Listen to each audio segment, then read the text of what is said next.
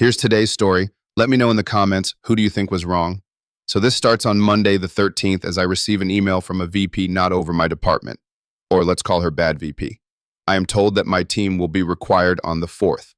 I politely tell them no, that our team has been scheduled this day off, and people already have plans. My team is the IT team, and as many of you know, IT team gets shafted every time it can get shafted by any company. So over the course of the week, I let my team know what is happening. I let them know I have been reaching out to higher ups to fix it. I also tell them that if their plans are ruined, I will make it right at work. Over the course of 3 meetings, it start to look like things will not go my way. In response, I send an email to the CEO of the company. All of my higher ups know I was going to do this and said I should do this as he is very family oriented and that he would not allow anyone to work on a national holiday. Well, he is on vacation in the Bahamas until the 6th, but his assistant informed me he would look at this after he gets back. Repeatedly slams head into desk. So I tell everyone that it will be work from home and that we will be setting my cell phone as priority in the call routing, meaning I would get most of the calls.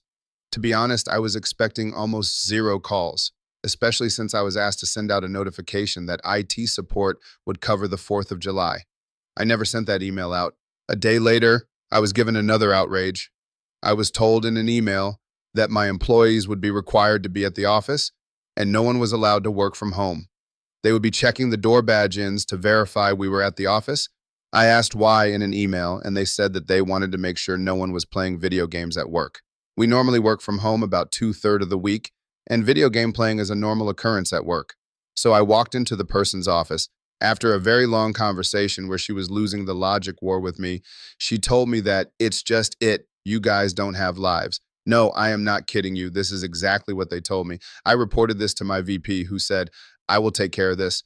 It likely won't be until after the 4th, so get creative. I know this man well. We have worked together a long time, and get creative is code for corporate fuckery.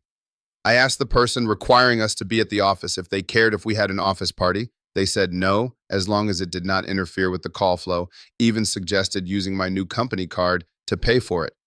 Go wild. Pro tip, never tell me go wild. At this point, it was Tuesday the 21st. I let everyone know what's up, but that I have something planned. I asked who had things planned for that day. 2 people told me they were planning to shoot off fireworks with their family, but the rest were planning BBQs with friends. I write up an email to the VP over my department and the bad VP. I tell them all that I let everyone know. We all were expected to work until 8 p.m. Monday. Per the conversation with the bad VP, I will be having an office party as a sort of sorry to the guys and gals who got shafted by this decision.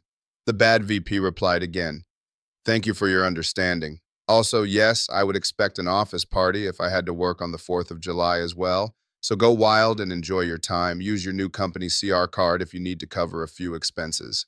Also, I should not have to remind you or anyone else. No fireworks or alcohol on company property. So now it is time to tell you about my office. See, a while back, the IT team was moved from the main corp office and into a smaller building by itself. It has a nice gaming break room, a decent-sized gym, and a full-on drink bar. Soft drinks, mind you, no alcohol at work.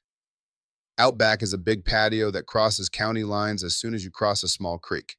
A creek that just so happens to have a footbridge over it, leading to an empty field. I start making phone calls. Monday, June the 25th. I call up everyone into an hour early meeting that morning. I explain to them all that I will be making it right. I asked everyone to invite their friends and family to the office. No supplies will need to be brought by anyone. I tell them all that this will be non-alcoholic, but that I will be planning something for everyone. I told them to expect all food to be provided and they don't need to bring anything unless they want to bring some fireworks, i.e. they won't have to spend a dime. The 4th comes and the entire day we did absolutely no work.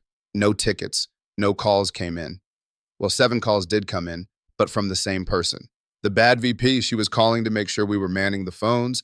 All of us were playing video games or watching movies. 6 p.m. rolls around and everyone was told that the food was ready. People were expecting hot dogs, hamburgers, maybe a bratwurst or 2. What they got was a full-on BBQ feast with pizza and other foods. There was smoked brisket, spare ribs, smoked sausage, smoked turkey, both kinds of tater salad, coleslaw, green beans with bacon and onion, potatoes au gratin, pizza from two different places, excellent hamburgers, and bratwurst hot dogs. On the dessert side was cake, very good cookies, four different kinds of pies, and about 2 pounds of fudge. Families and friends started showing up at around 6 to 6:15-ish. Some brought alcohol, but I told them they would need to leave that in their cars as I was not that crazy. Some were not too happy about that, but agreed as it was a free dinner for random strangers. So let me set the scene for you. I am out there with all calls routed to my cell phone and everyone just having a good time. We have a ton of people there just enjoying the fun night, chatting about random stuff, eating the food, and occasionally lighting off some sparklers or throwing firecrackers into the stream. It's not stocked and only 1 foot deep. My VP, not the bad VP, mind you, showed up with his family and brought some water balloons for the kids and man-children. Around 8:30-ish, it's getting dark and people want to shoot off more than the simple sparklers and firecrackers we had been using. The VP over the IT dep had everyone cross the footbridge, over county line and off company property, mind you, and we set up a big wooden board using it as our launch pad. We fired off what we had for an hour or two and sort of just hang out for a little while. At around this time, people were tired and ready to head home. I told people to take home leftovers, within reason. We all clocked out at 8 and no one left until about 10:30. The bad VP did call once more while we were out back at the party. It was 7:50 and she called asking for a status update. My exact words were, "Well, you were the only one to call us today. The rest of us are on the back patio enjoying the 4th of July shindig." She simply acted like my boss and said, "As long as no alcohol or fireworks are on company property, I do not care." We ate roughly half of the food catered. The rest was taken home. A small group volunteered to stay behind to clean up, including my VP. We had a funny conversation about how this will make waves with the bosses, but he said he had my back and asked me how much this cost. I just gave him a sideways look, which made him laugh. Tuesday morning, I submitted the expense report to my VP. This email would inevitably make its way over to the bad VP and up the chain to the CIO of the company. It would be a bad idea to give out the exact cost of the party, mind you, but I can tell you that because of this 4th of July party, new rules were put into place. Any expenses of over 4K or more must be approved by the direct supervisor, VP over the department, and the full expense report must be sent to the financial department for review after the fact. Hint, the party cost over 6K. The BBQ was the most expensive part. I did not order from a low or mid-tier place. The place I ordered from has consistently been on the top 10 in the DFW listing for the last 30 years. I ate at that place so much I made friends with the owner. The best BBQ I have ever had. The pies and cakes were custom made by a bakery, and the cookies were made by a boutique cookie place. I had 10, 12 packs of Coke, Coke Zero, DP, DP Zero, Pepsi, and Pepsi Zero. I bought 5 pepperoni, 5 sausage, 5 cheese, 2 Hawaiian, and 3 cheeseburger pizzas from one place, and nearly the same number from another place. Excluding the cheeseburger ones, I subbed out those for a different specialty pizza from the other place. The burgers were from an excellent burger place that did catering. I know that owner well. He brought his kids for the night of fun after he heard what was going to be happening. He was also the one who brought the hot dogs, as he recently added those to his menu. This was the most expensive office party in the history of the company. The only things more expensive than this were some business meetings that the CEO rented private rooms and high-end restaurants for. As for the CEO, he was outraged. Not at the cost of the party, mind you. He knew that the party would not have been necessary if people had been allowed to go home. He was outraged that EAT was the only group required to work on that day.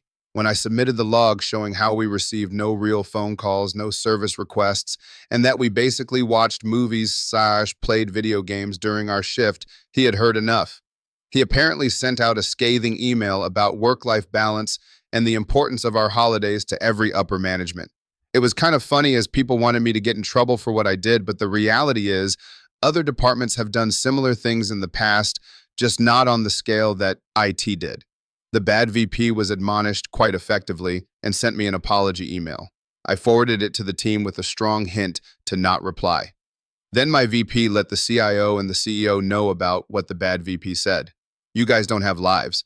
The bad VP did actually confirm she said it in a meeting with her EVP. It did not go over well. I have never heard people yelling in an office meeting like that before. The CEO of the company came to our office and yelled at her. Not sure if she was fired, but she is not at work today, In Active Directory, she does not have the down arrow of death, so not 100% what happened to her. I know she lost whatever clout she had at this company with her attitude. If anything more happens, I will update. But so far, it looks like the fallout from this is I caused a new rule to be put in place about how much you are allowed to spend at one time. The bad VP may or may not be let go, forced to resign. I know she got yelled at. Strangely, there is now no longer any pushback for my bid to get everyone back to working from home.